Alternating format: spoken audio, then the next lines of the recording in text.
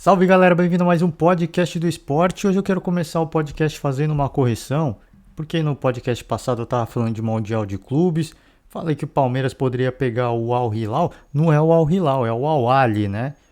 Peço perdão ao torcedor, o nome se inicia de forma semelhante, então eu acabei cometendo essa gafe, né? E aqui a gente não tem problema em assumir o erro não, a gente pede desculpas, as gafes acontecem, normal aqui do podcast, e é vida que segue, né? Aqui quando a gente erra, a gente faz projeção de jogo, um pode ganhar, o outro pode perder, e quando a gente erra, a gente tá até feliz, a gente fica até feliz, porque esse é o grande barato do futebol, é permitir que o improvável aconteça, e quando acontece, é o grande barato. Então, peço perdão ao torcedor, né? O possível adversário do Palmeiras numa eventual semifinal seria o Al Ahly e não o Al Hilal. O Al Hilal está do outro lado da chave, né? Quero começar o podcast de hoje novamente para falar de São Paulo, né? O São Paulo e o Pablo aparentemente chegaram a um acordo, né, de rescisão, um acordo que o São Paulo vai pagar o que deve ao jogador, né? Valores referentes à temporada de 2020, 2021. São Paulo vai parcelar essa dívida, né, com o Pablo e vai ficar com 30%, tá, dos direitos econômicos do jogador. Então, um negócio que interessava as duas partes. Eu acho que o São Paulo, apesar do grande investimento, apesar do jogador não ter rendido o que se esperava, acho que termina até de uma forma vantajosa, né? Ficar com 30% de direitos econômicos do jogador e o jogador ainda nem cobrar o que tinha pendente para receber do São Paulo, do tempo de contrato, eu acho que já foi uma grande. Saiu num grande lucro São Paulo. Eu diria que saiu num lucro razoável, tá? E apesar de tudo, né? Apesar de não ter rendido o que se esperava, infelizmente o jogador não caiu nas graças da torcida, muito por conta dele próprio, né? Cometendo algumas gafes, a principal delas talvez a partida contra o Palmeiras na Libertadores, onde ele perdeu um gol ali na cara, né? Embaixo do gol praticamente, ele perdeu um gol ali para de repente ajudar o São Paulo numa eventual classificação.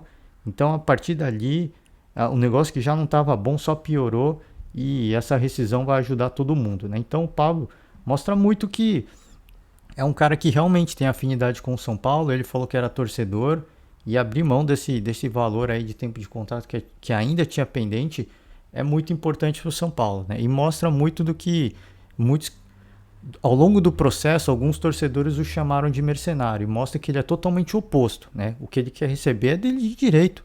Ele trabalhou para isso, né? Ele estava lá no São Paulo, ele treinou, ele se dedicou. Se as coisas não aconteceram, aí é outra história, né? Porque pelo menos para ele, né, a dedicação, a vontade não faltou. Apesar da que eu falei, às vezes cometeu algumas gafes, a gente perdeu alguns gols fáceis, mas é a vida do jogador, está sujeito a isso, não vive um bom momento. E quando o jogador não vive um bom momento, as coisas não acontecem com naturalidade. Então acho que foi uma negociação importante para o São Paulo, porque desonera um pouco a folha de pagamento e o São Paulo se despede de um jogador que já não estava mais treinando com o elenco, né? Estava treinando separado, não fazia parte dos planos do Rogério, não era querido mais pela torcida. Então o Pablo provavelmente, a gente imagina pelo menos, que dentro de alguns dias deva ser anunciado pelo Atlético Paranaense, tá? Então, importante, né? Importante notícia para o torcedor são paulino. Quero falar agora de Corinthians e Diego Costa, porque a notícia que a gente tinha é de 2 dias atrás, era que isso pelo discurso do próprio Duílio, né? O presidente do Corinthians, é que o jogador aparentemente fez uma pedida diferente, né? Já estava acertado os valores, o jogador colocou alguma coisa no meio e esse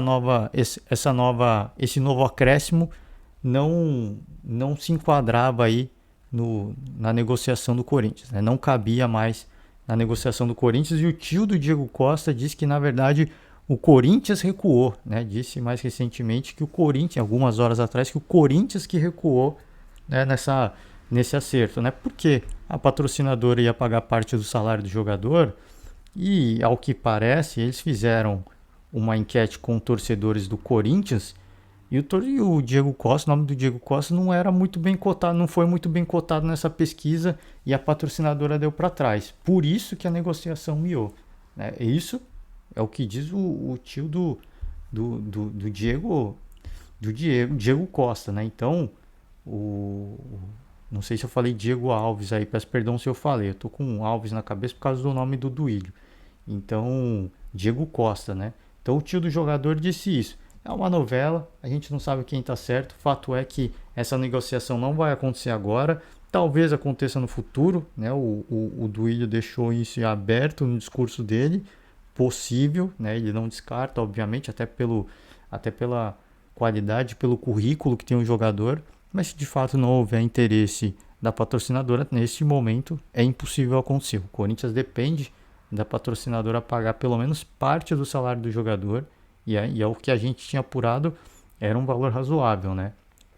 Pelo menos mais de 50% do valor do salário do jogador. Então, sem essa ajuda de custo, é praticamente impossível o Corinthians bancar o Diego Costa, e neste momento, né, pelo menos nessa temporada, a gente imagina, essa negociação não vai acontecer, tá? Vamos seguir falar de Palmeiras agora, né? O Giovani, aí vai começar agora, né? O festival de sondagens dos clubes europeus a essa garotada da base do Palmeiras, né? O Giovani parece que estão acontecendo sondagens por esse garoto, né? E a presidente do Palmeiras já avisou, não vai vender, só sai se pagar uma multa de 60 milhões de euros, tá? Algo que gira em torno aí de mais de 550 milhões de reais.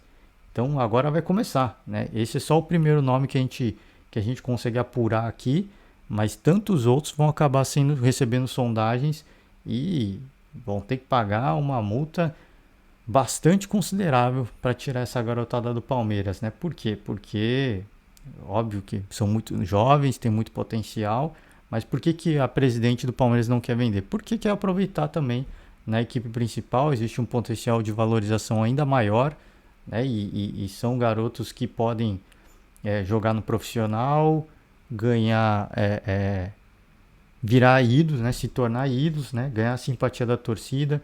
Então isso é importante também, não é só questão de grana. Óbvio que a Leila é uma empresária, ela deve estar pensando principalmente na questão financeira, mas na questão torcedor, é muito importante que esses jogadores, né, tenham uma identificação. Óbvio que ganharam a copinha e a identificação agora é muito alta, mas jogando no profissional essa identificação pode aumentar ainda mais, né?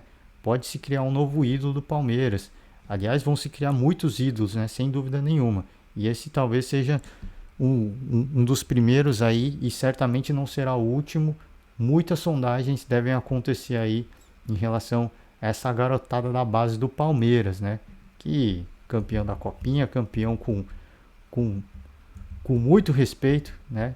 Impôs muito jogando bola, não foi sofrido, foi jogando, venceu na bola, né? O Palmeiras fez uma grande atuação e a garotada que já era muito visada, agora fica ainda mais visada, né?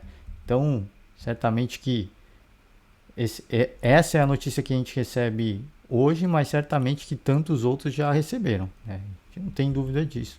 Até porque essas equipes estrangeiras, elas acompanham os jogadores, né, da base brasileira há muito tempo, né? Eles não acompanham de hoje, não é porque o Andy que está fazendo sucesso hoje que os caras estão sabendo dele agora, não. Você tem a certeza que as principais equipes europeias já tinham olheiro observando o garoto já pelo menos há 2, 3 anos, né? Então já era um garoto que vinha sendo acompanhado pelo menos pelos olheiros, não pela imprensa, é diferente, né? A imprensa noticia muito agora e ajuda a valorizar muito o jogador, mas os olheiros já tem jogador do Palmeiras que dessa garotada, dessa geração, que deve estar sendo acompanhada há pelo menos 3 anos, né? Com um potencial gigante.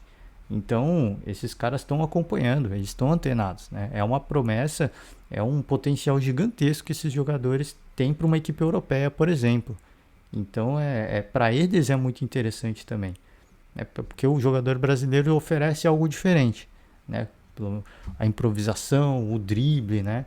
Eu falei aqui ontem, anteontem, no último podcast, que o Endrick não é um cara muito driblador. Ele sabe driblar, né? O que eu quis dizer, e aí já é a segunda correção de hoje, é que ele não é um driblador como o Neymar, por exemplo, como foi o Robinho, né? Ele sabe driblar também, mas não é um cara que a gente vê fazendo pedalada, né? Que faz aquela graça. Ele faz o drible, ele tem o drible, né? Inclusive tem um dos gols da Copinha que muita gente considera que foi o mais bonito, não o gol de bicicleta, que ele acabou recebendo o prêmio de gol mais bonito pela bicicleta, né? A bicicleta não foi uma bicicleta completa, mas ele recebeu por esse lance de bicicleta. Mas muitos dizem que o lance que ele sai driblando ali e faz o gol, eu esqueci contra quem foi, e aliás é um belo gol mesmo. Foi o mais bonito, né? Então ele sabe driblar. Não quis dizer que ele não dribla, ele só é vertical. Não, ele sabe driblar, mas não como, né? O que eu quis dizer, não como o Neymar, né? Não como o Robinho, não como o Denilson no tempo dele, né? Que eram caras que passa o pé em cima da bola, faz uma graça, faz uma firula, né? Enverga o adversário. O Henrique sabe envergar o adversário também, mas os dribles dele são muito mais secos, né? Então sabe driblar, mas não é no nível Ronaldinho Gaúcho, por exemplo, né? É isso que eu quis dizer. Mas é muito habilidoso, sem dúvida nenhuma. Sabe driblar, sabe jogar. O que mais impressiona é a visão de jogo que ele tem, a noção de espaço, né? Não tanto drible, mas ele sabe driblar. É isso que eu quis dizer. Então faço mais uma correção aqui. E vamos falar de Campeonato Paulista agora, né? Começar falando de campeonato, porque a gente teve algumas estreias importantes e Palmeiras já. A, a estreia do Palmeiras, na verdade, foi agora, né? O Palmeiras já jogou, mas a estreia oficial foi agora, né? Contra a Ponte Preta, 3-0. 3-0 o Palmeiras jogando no Allianz Parque para cima da Ponte Preta. Um chocolate, os 3 gols feitos já no primeiro tempo, né? Então, gol do Luan, gol do Murilo, né? Estreante, zagueiro aí, Murilo e gol do Rony. O Palmeiras definiu, fechou a conta aí já no primeiro tempo, né? Então lembrou muito aí o se bem que na Copinha foi em questão de 15 minutos que eles definiram o placar, né? Mas lembrou o Palmeiras da Copinha, né? E a Ponte Preta não ofereceu qualquer tipo de contestação, né? Palmeiras que entrou um pouco desfalcado, alguns jogadores servindo as suas seleções, caso, por exemplo, do goleiro Everton, o, o, o zagueiro considerado um dos melhores do Brasil, eu esqueci o nome dele, me falhou a memória agora o nome dele. Então, Palmeiras com alguns destaques, com alguns desfalques e com peças de reposição, se é que a gente pode usar esse termo, o Palmeiras é muito forte, continua muito forte, né? Esse Palmeiras é um time que tem elenco, né? Não é um time que tem um time titular apenas, ele tem elenco, né? O Palmeiras tem peças de substituição que mantém a equipe jogando no mesmo nível, né? Se a gente olhar a equipe que entrou como titular, é uma equipe que a gente olha e fala, cara, que time é esse, né? Um time muito forte, né? Os jogadores que do time que a gente pode dizer assim, que é o principal, é o time A, o time titular, e a gente olha para o time reserva, cara, o nível é altíssimo, né? Por exemplo, se a gente olhar, o Gabriel Veron não começou jogando, ele entrou depois, né? Mas é um baita nome. A mesma coisa o Gabriel Menino. Ambos caíram de produção um pouco, caíram, mas são um baita nome, né? Então você vê, os caras estão no banco.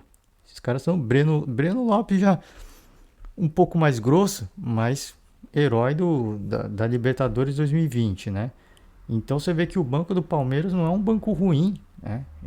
O Palmeiras tem peças de reposição à altura dos jogadores titulares e fez valer nesse jogo 3-0, repito, mais uma partida em que o Palmeiras vence e vence com autoridade, né? É importante dizer isso.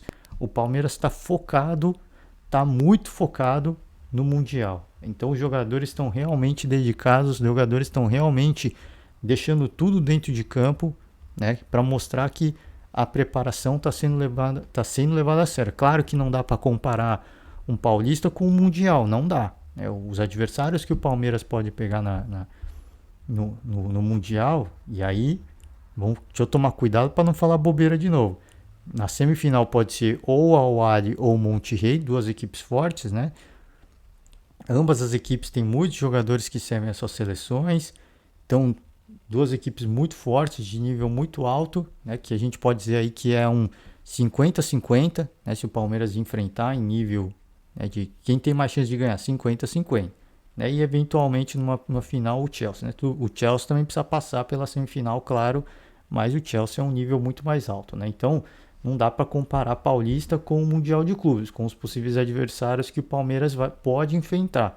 Mas, né, é importante para dar ritmo, para dar sequência, é importante para o Abel colocar suas ideias de jogo dentro de campo, ver se está funcionando, ver se as contratações estão funcionando, e aparentemente estão, né? O Murilo aí fez gol já, então é importante para o Palmeiras, né? Para colocar essas novas contratações, né? Para, obviamente, dar sequência técnica, física e colocar e melhorar, né? A sinergia entre os jogadores que já estavam lá e os jogadores que estão chegando, né? Que chegaram recentemente. Então o Palmeiras está muito preparado, né?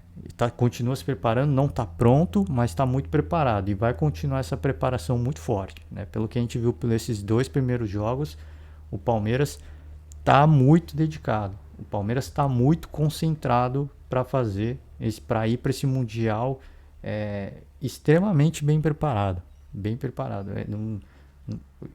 Eu repito, eu ainda continuo com a sensação de que é uma equipe que vai ganhar um mundial, vai ganhar esse mundial, né? A, a, a vibe, eu já falei e eu vou repetir, a vibe, né? O feeling que eu tenho é o mesmo de quando o Corinthians foi enfrentar o Chelsea também lá no Japão. Então é a mesma vibe, né? Você vê a mesma raça, a mesma vontade, o mesmo sangue no olho dos jogadores, a seriedade com que eles estão encarando esse mundial desse ano, dessa temporada.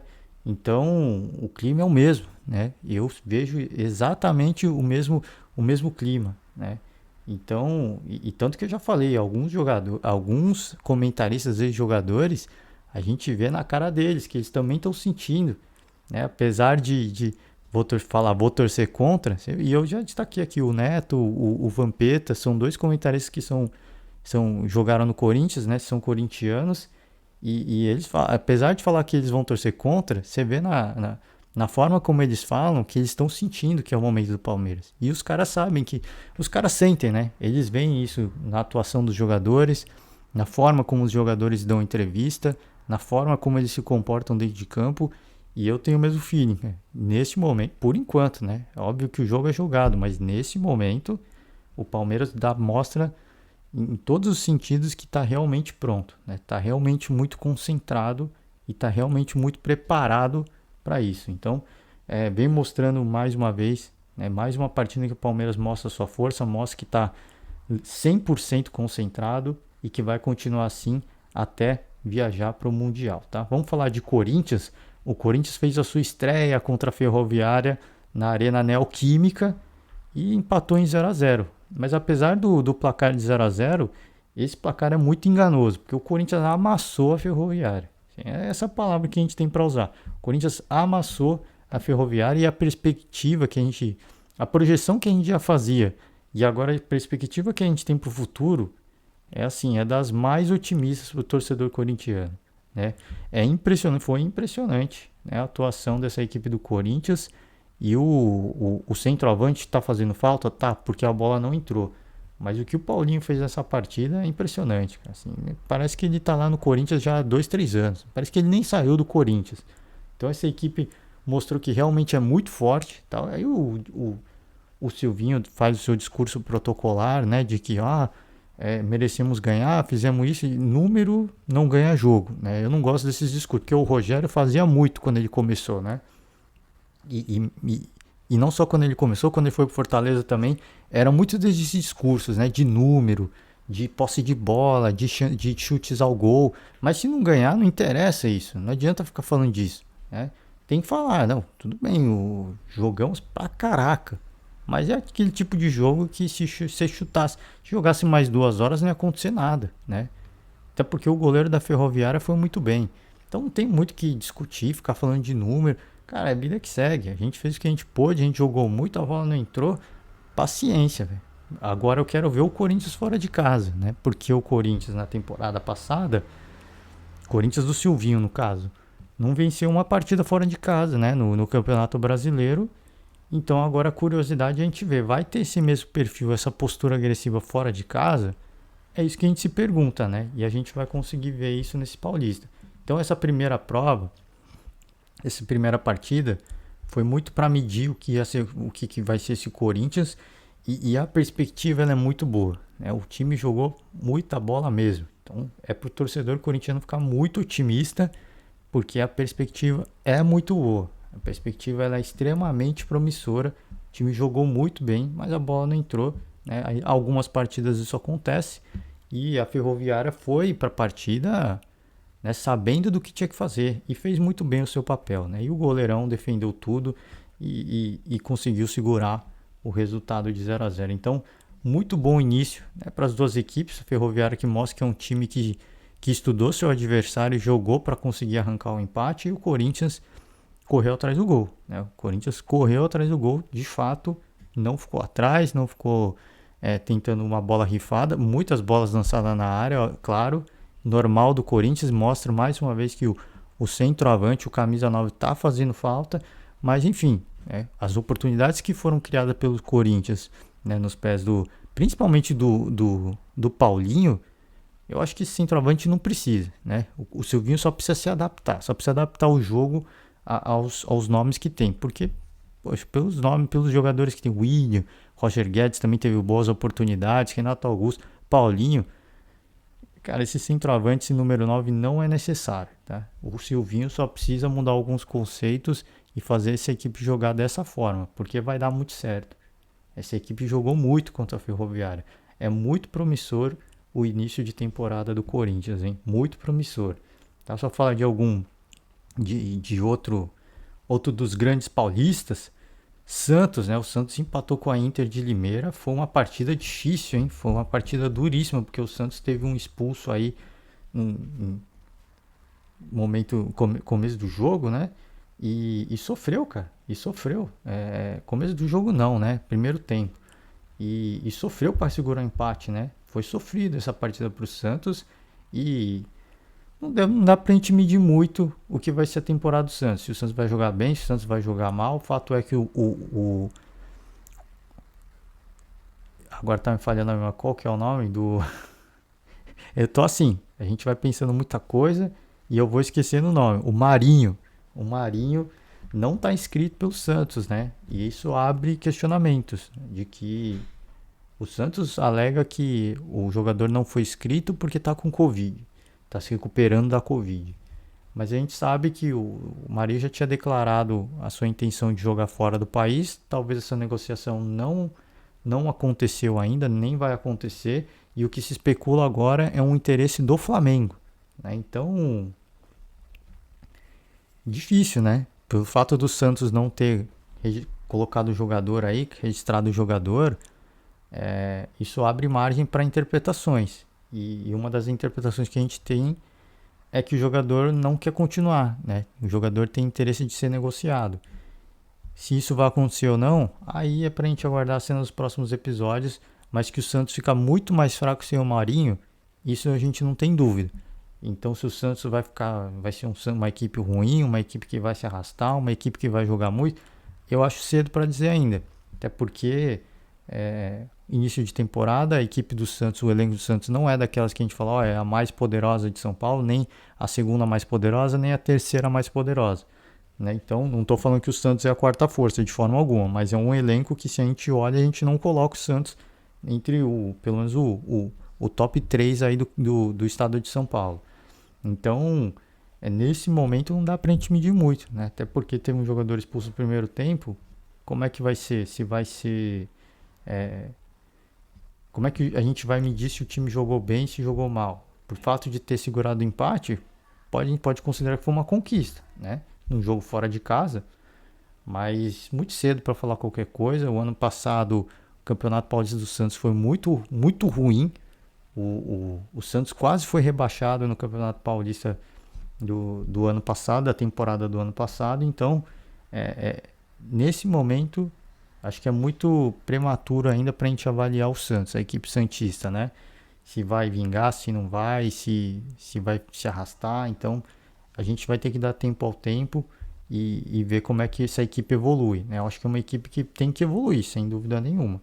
Agora, que tem peso, que tem camisa, tem tudo isso, né? Então a gente avalia com certo cuidado, porque o Santos às vezes costuma surpreender. Por isso que eu fico com um pouco reticente de cravar alguma coisa em relação ao Santos, né? Eu fico um pouco com o pé atrás, porque o Santos mais de uma vez já mostrou pra gente que é uma equipe que sabe se superar. Nas adversidades, eles sabem se superar. Então, esperar mais umas 2, 3 partidas e a gente faz uma projeção pro Santos, tá? Não é aqui, nossa, tá puxando o saco do Santos. Não é isso, né? Não é isso. Não quer se comprometer. Não, realmente não quero. Porque o Santos realmente é uma equipe que sabe surpreender a gente. Eles sabem sair do buraco nas adversidades. Então, por isso que eu prefiro esperar mais umas 3, 4 rodadas, 2, 3, 4 rodadas para falar alguma coisa. Essa primeira não deu para medir muito. Repito, porque teve um jogador exposto no primeiro tempo, jogo fora de casa, segurou o empate, enfim, não foi um jogo bonito, mas um resultado que dá à equipe santista um ponto, né? Importante aí para buscar a classificação para a segunda fase do Campeonato Paulista. Tá? O São Paulo ainda não estreou, né? Não estreou no Campeonato Paulista, vai estrear contra o Guarani. E agora eu pulo para o Campeonato Carioca, né? O Campeonato Carioca que teve a estreia de algumas estreias importantes, né? Quero destacar o Flamengo que jogou com jogadores da base, né? E o Flamengo venceu por 2-1, né? 2-1 a Portuguesa do Rio de Janeiro. Então, resultado importante, né? Mostra a força da base e o Flamengo também, né? Mostra que é uma equipe que está dando mais tempo de preparação para o elenco principal e, pelo menos nesse primeiro momento, se precisar da base, os caras vão dar conta, né? Os caras vão dar conta. Então, bastante interessante esse início de campeonato para o Flamengo. Outro início interessante, Vasco da Gama, 4-2. O Vasco, um resultado que chama atenção, para cima do Volta Redonda, né? Um resultado que chama atenção porque o Vasco é uma equipe que foi desconstruída, né? Foi desconstruída da temporada passada para essa. Eu olho pro Vasco hoje, como a gente dá para comparar com o Vasco do ano passado? Não dá, né? Não dá. A gente vai ter que ver como é que vai ser esse campeonato carioca pro Vasco, mas que o início é interessante, o início é interessantíssimo. Fazer 4 gols é um resultado bastante expressivo. Então, o início bastante empolgante, pelo menos. Óbvio que é muito cedo para se empolgar, mas o início pro torcedor vascaíno, que Vasco que vai jogar a Série B, é um alento, né? É uma ponta de esperança para uma temporada aí que a gente espera que o Vasco suba de novo para a Série A, né? Chegar ao final dessa temporada aí de volta à Série A do Campeonato Brasileiro, tá? Outra estreia, Botafogo, né? O Botafogo empatou.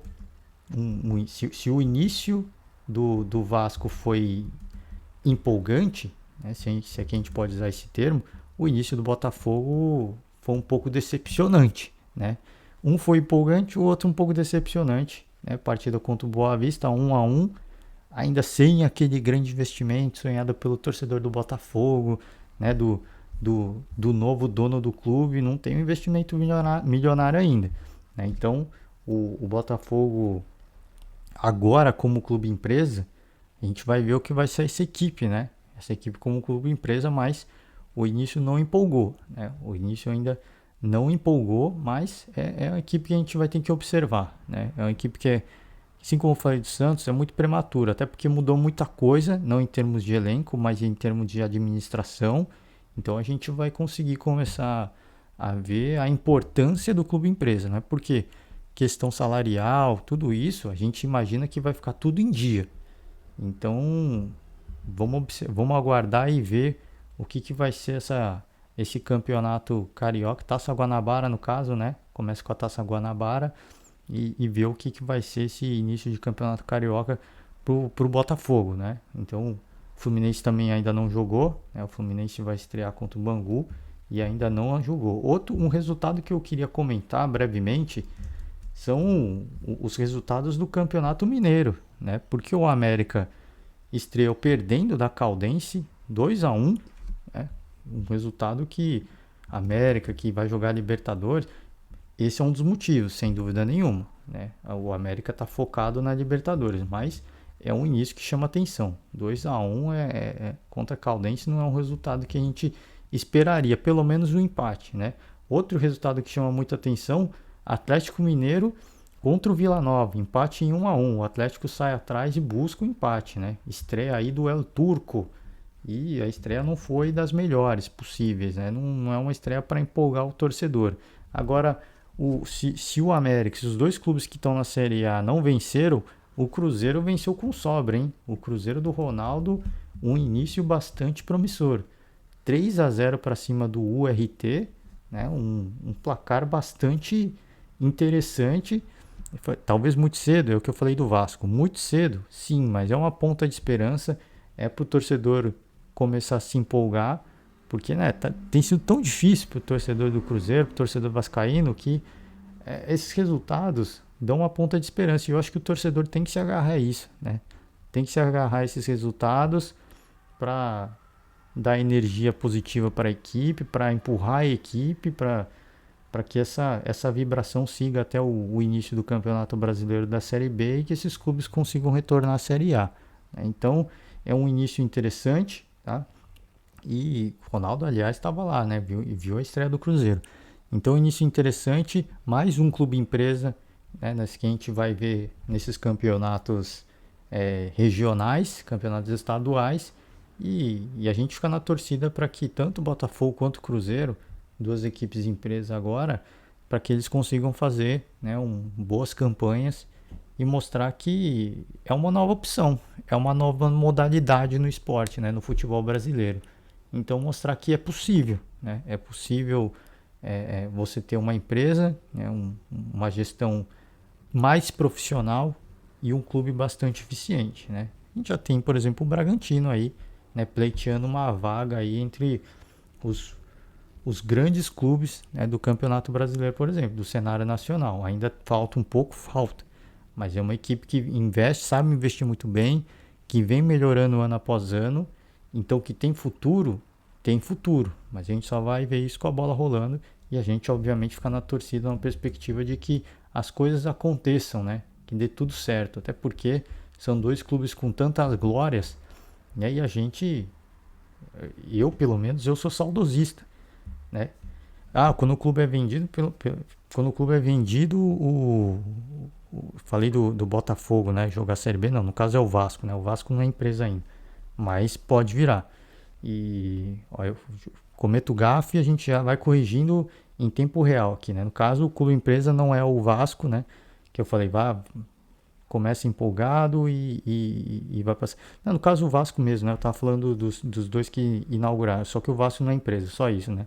Então, os dois que vão jogar a Série B começaram muito bem e que essa empolgação continue, né? Que o torcedor continue apoiando, continue trazendo boa energia aí, porque a gente espera que essa energia se propague, que siga na Série B e que os dois voltem à Série A, né?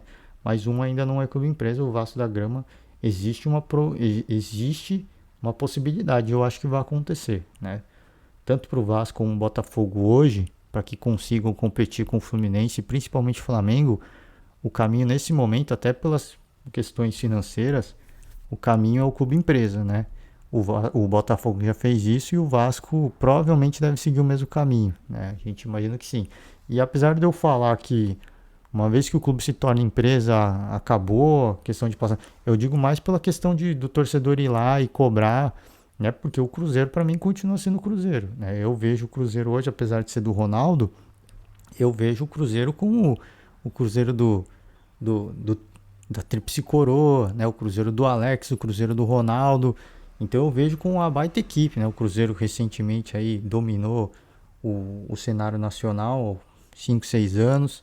Então eu sempre vejo o Cruzeiro como uma equipe de muitas glórias, né? Mas quando acontecem negociações como foi a do Fábio, por exemplo, não dá mais para a gente questionar. Não dá mais para a gente ficar colocando, trazendo, futebol é paixão. É nesse sentido que eu digo. Aí acabou, entendeu? Porque o clube agora tem um dono, né? O clube virou a página. O clube é outra coisa agora. O clube é uma empresa. Então, É nesse sentido que eu falo. Eu vejo ainda como um clube das mais, de certa forma já não é, né? Já não é. É uma nova gestão, é um novo formato, é um novo clube, entre aspas, né? Aquele antigo clube parou em um momento do tempo e esse Cruzeiro agora é um novo Cruzeiro, né? É a mesma coisa do renomear o clube, né? O Cruzeiro, assim como o Palmeiras, eram duas equipes que se chamavam Palestra Itália. E num certo ponto eles tiveram que adotar outro nome. Por causa da Segunda Guerra, a Itália era estava no lado dos alemães, né? Então houve uma pressão para que os clubes que, caso o Cruzeiro e Palmeiras, que tinham o nome Palestra Itália, que mudasse o nome. E eles mudaram, né? Então existe uma pausa no tempo e aí os dois seguiram com o Cruzeiro e com o Palmeiras. Mas é meio que o clube se torna outro, né? Apesar de a gente de contabilizar tudo, é meio que se tornou outro. E o Cruzeiro agora, mais uma vez, né, é meio que essa fase Cruzeiro pós-Palestra Itália acabou quando o Ronaldo comprou. Agora virou um novo Cruzeiro, né, uma nova etapa.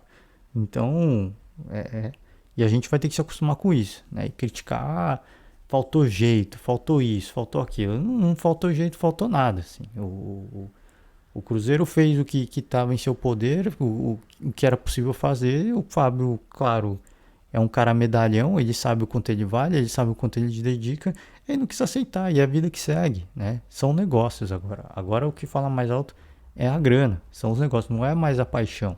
A paixão vai continuar existindo, mas não é mais ela que vai reger o futebol, pelo menos do Cruzeiro. Não é ela que vai reger mais o futebol. Ah, o cara tem identificação. Ah, o cara é ídolo. Ah, o cara é isso. Não cabe mais, né? Foi o que o Palmeiras fez. Não é um clube empresa, mas tem uma gestão profissional. Ah, o Felipe Melo, o Jailson, o William tem identificação com o clube, eles são ídolos. Não interessa, gente. Aqui são negócios. Aqui é grana. Que eles têm identificação, que eles são ídolos. Então, eles vão ser reconhecidos por isso. E houve homenagem, houve despedida, houve tudo isso. Eles foram reconhecidos por isso. Agora, não é por causa da paixão que a gente vai renovar o contrato dos caras. E foi assim que aconteceu. Essa é a gestão profissional. E é isso que vai acontecer a partir de agora. Para os clubes que querem se manter organizados e com as contas em dias, esse é o caminho que todo mundo vai ter que adotar. Ah, é mais frio, nossa, é sem jeito. É tudo isso. É tudo isso. Mas não é mais o coração que vai reger os negócios, né? É isso que as pessoas ainda não entendem, né? Que ainda falam do caso do Fábio que foi sem jeito. Não foi sem jeito, né? Houve uma negociação entre as duas partes que não deu certo e a vida que segue, né? Esse é o novo formato. Quer sair do buraco, vai ter que ser profissional. E quem não for profissional vai continuar no buraco, né? É isso que vai acontecer. O caso do D'Alessandro, por exemplo, eu não vejo como um erro. Por quê? Porque o D'Alessandro volta para o Internacional e ele vai se aposentar lá. Ele vai seguir no Internacional com um outro cargo, né? Então o Internacional traz o jogador de volta para que ele consiga se despedir do seu torcedor dentro de campo, né, para que ele seja idolatrado, ovacionado, e aí depois ele se aposenta do gramado e segue no Internacional, né, numa área de gestão. Então é um formato diferente, né? O Internacional se programou para isso, né? Vou manter porque o Fábio não tem previsão de se aposentar, não é assim. Tá bom, então a gente mantém o cara aqui, então a gente mantém você aqui por mais 2 meses, depois você se aposenta. Não, mas eu não quero me aposentar depois de 2 meses. Não, mas aí então a gente não tem condição de te pagar depois de 2 meses. A gente tem condição de pagar 2 meses. Provavelmente foi uma das negociações foi essa, né? Se eu não me engano, foi inclusive isso. O Cruzeiro ofereceu 2 meses de contrato, né? Se eu não me engano. Só pro Fábio chegar no jogo 1000 e se despedir, né? E se despedir do torcedor e eventualmente se aposentar. Mas ele não quer se aposentar. Ele não quer 2 meses de contrato. Então, se não interessa o jogador, também não interessa o clube. A gente não vai arrastar um contrato de 6 meses, uma temporada, pagando isso aqui, porque a gente não tem condição. E tá certo, né? E tá certo. Não é sem jeito. É uma negociação. Se uma das partes não concorda, infelizmente não tem como seguir, né? Não tem exceção, né? Por isso que eu falo, não é, as negociações agora não são feitas mais com o coração. Elas são feitas com a mão no bolso. Você põe a mão no bolso, você vai no mercado, você vai comprar uma bandeja de carne. Aí você põe a mão no bolso, conta o seu dinheiro. A bandeja de carne custa R$ 30. Você só tem 20, o que você vai fazer? Você vai comprar? Não vou comprar, não tenho dinheiro. E é assim que vai seguir. E é assim que vai ser agora a tal da gestão profissional. Então é isso, gente. Fazer um, um resumão dos estaduais. Peço perdão aí por não comentar em detalhes outros estaduais. Fica o meu convite aberto para vocês, né? Eu acabo dando um pouco mais de destaque para as equipes do Sudeste, porque é mais fácil de eu acompanhar, porque tem mais notícias, né? Mais fácil porque eu sou de São Paulo, mas fica o meu convite sempre aberto. Quiser que eu comente do seu clube de coração, do seu estadual, deixa o comentário aí embaixo. A gente vem no próximo podcast e a gente traz discussão para vocês, tá certo? Galera, valeu demais. Um forte abraço e até a próxima. Tchau.